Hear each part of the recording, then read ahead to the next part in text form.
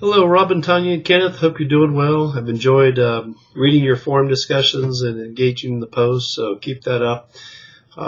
We're already at the halfway point of the course, so after we finish up and wrap up week 3, going to week 4, so it moves along quickly, so just stay on top of things, you'll do fine. So this week, you're absolutely reading chapters 10, 11, and 12, continue with the quiz, and the homework problems with the template. So in terms of this week, you start off in chapter 10 to kind of give you a little bit of overview there. You're going to look at types of FX exposure, foreign exchange exposure.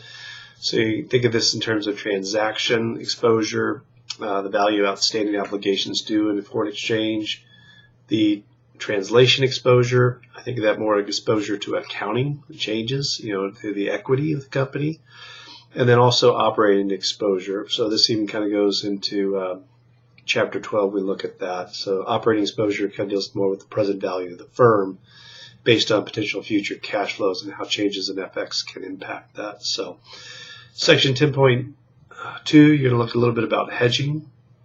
And then 10.3, talk about the transaction exposure. And then finally, you're going to go through a case in Granada. It's going to talk about, the ideas that, hey, should we do something or do nothing at all? You got to remember again that any type of hedging has cost to it. So I could just play the spot market and hope things turn out in my favor, but that's also a risk. You also got to remember, too, that shareholders, they invest in a particular company for risk reasons, too.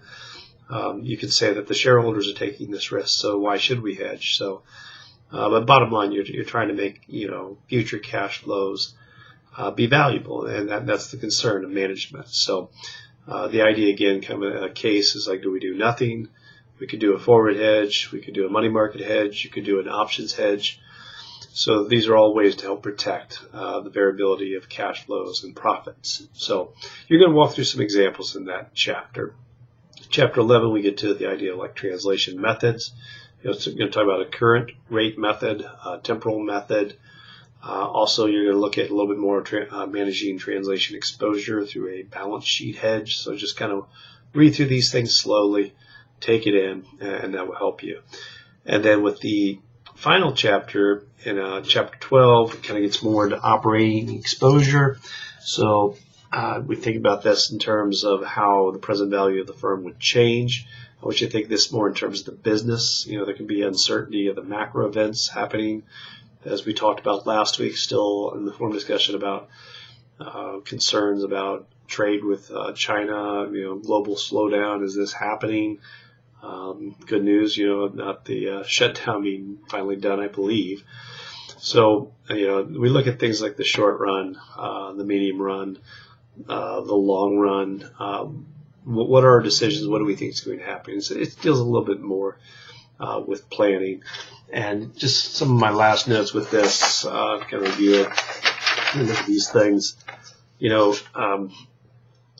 Two, also as managers, we want to measure this exposure. Sometimes we can use things like sensitivity analysis, scenario analysis to help us make better informed decisions.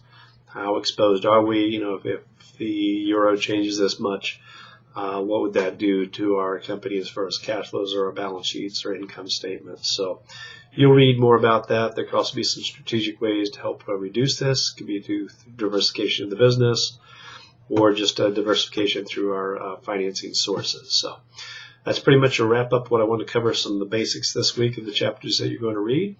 But just make sure to get a post in by Thursday. I'll give you a little bit of time off, Monday, Tuesday, Wednesday, but just make sure to jump in at some point. And then I'll engage in that discussion, but I look forward to seeing what you're going to post this week. Take care and have a great week.